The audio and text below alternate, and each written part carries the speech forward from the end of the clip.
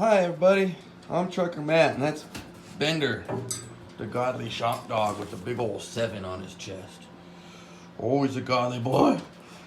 Oh, that's a Chihuahua, and that's a Chihuahua that's seen more states than most people will in their lifetime. God bless him. That's a great little boy there. He's going on some adventures. He's spent a night in a battlefield in Virginia. Bless me, I got him back. And yeah, he's been all over. Oh, be a shop dog. Come on. You can make a video. Oh, good boy. Yes. All right. So, I'm not going to make this one long, I promised. I ran it enough on the last one. Here we go. Have a sip of our hot one.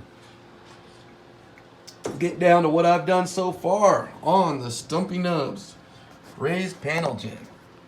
I'm showing you guys some precision instruments, and they're still laying out everywhere, but that's all right. I'm gonna show you what I did here. Now, most of the plans are pretty simple to this point. You cut a rabbet. It's got 2 steps in it, and like I said before, if you don't know what a flat kerf joinery blade is, check out Stumpy Nubs Woodworking Journal. Search YouTube for flat kerf joinery, Stumpy Nubs. James Hamilton is the guy's name. Really cool guy. Man, plethora of knowledge. I can't say enough about checking him out and what he does. And if you're into hand cutting, a guy named Matt from England. Matt, I'll get his exact name next time I talk about him, so I'm not just here blah blah blah blah blah. But Katz Moses Woodworking, another really cool woodworker online. He does some cool stuff with hand dovetails and hand woodworking. Stumpy though, he's got just, I mean, he combines, he's kind of my style, really. That's why I've been watching the guy a bunch here, because, I mean, I've been swinging a hammer forever, but I like to combine precision and delicacy and strength with, technology. We got things. Why live in the Stone Age if we don't have to? Let's combine everything for, make the perfect shop. That's what we're all striving to do. So anyways, here's what I've done so far. I cut it out. I got my pieces cut. We got some angles there, and I figure out the angles. All I did was, I didn't quite trust the table saw. So we took the ink right there, scribed our angle. I'm not going to give it away. You got to buy Stumpy's plans to figure out what angle it is. Then once I had myself a mark on a piece of wood, I held that to the mark on it. I guess you could just hold it to the protractor, but it's easier if you make a pencil mark at whatever your degrees are. And then you just hold the saw blade right to that, and boom. One more precision little trick. And this is called I believe this is called a bevel gauge. I call them angle finder just because it's, carpenters out in the field. That's what we call them. What do you call it, Bender Lee? Oh, Bender, what do you call these? But yes, okay, so here we go. We got our pieces cut. Everything's ready for our glue up. These pieces sit a little taller here. And how this all works.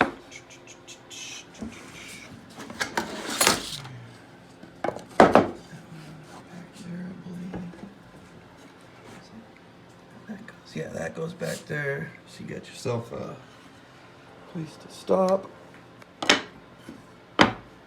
So there we go. That's exactly what we're gonna be gluing up. And would it work with just glue just fine and dandy? I'm sure it'd be plenty strong for what we're doing. But being an operator around engineers all day long, we're gonna engineer it, and we've already started. And how do we do that, you might say? And like I said last night, when you just know you're in the flow of things and you're in the right step, things just happening around you, and it's tying you into the perfect, God has got you. When you know God has got you, you're in His steps, you're doing His work, everything is an amazing step. As a little number 7 comes out and gives me love again. Well, anyways, here we go. Got a hole in the middle there. pretty basic to this point. But it's like I said, I wanted to engineer it. And once again, I just caught something on biscuit joiners on Stumpy's channel. I've been thinking about, well, I got this biscuit joiner in the middle of summer for other purposes. Then I got a self-centering dowel jig, which I really feel the dowels are more stronger. I think a lot of people do agree.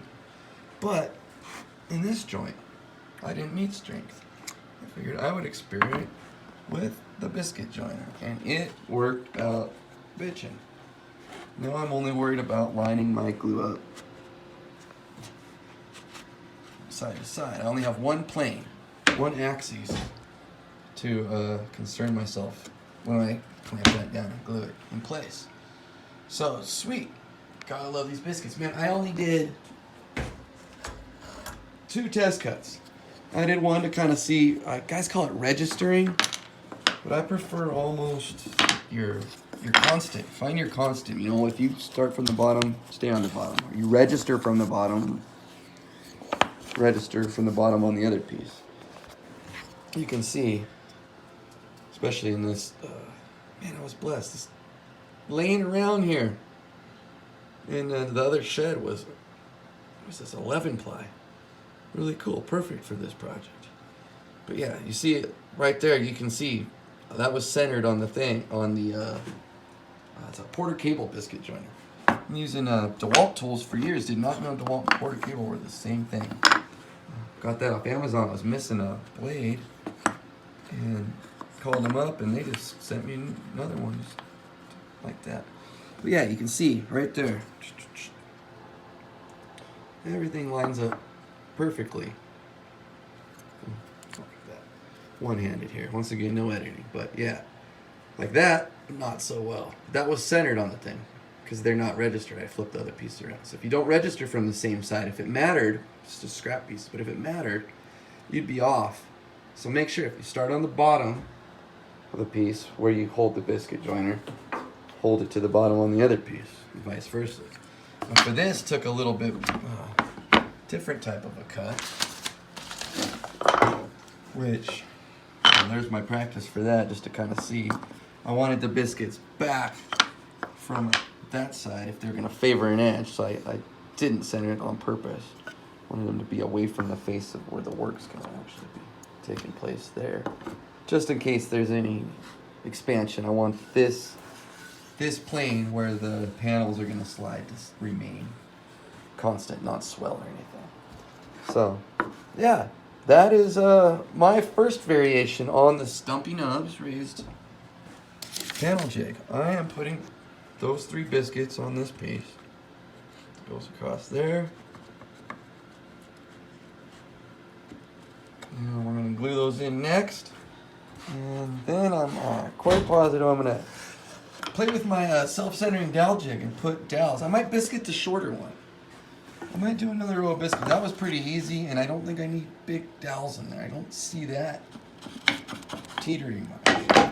But this one I would like to, not just for strength out there where this one's going to be at with the dowels, but quite honestly, I have not yet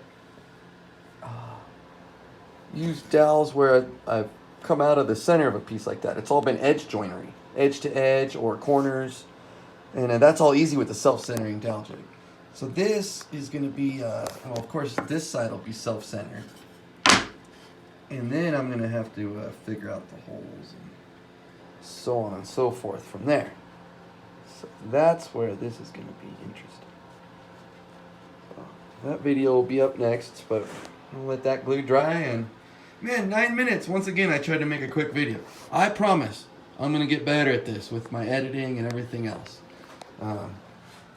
Hey, God bless Stumpy Nubs. Every day his hands get better and he gets better full use of his hands from his injury. And remember, guys, safety first. Spend the money on the safety items. Right there, look, in his plans, he's using the little push blocks, but he still had an accident. I mean, a guy is really safety conscious. If you watched his videos, if you know what I'm talking about, before that was whole accident, safety conscious, and he still had an accident. So, once again, always be safe. Always keep your your first aid near you. And hey, whether it's a hot one or a cold one kind of a day, go out there and do something for the Lord. Amen.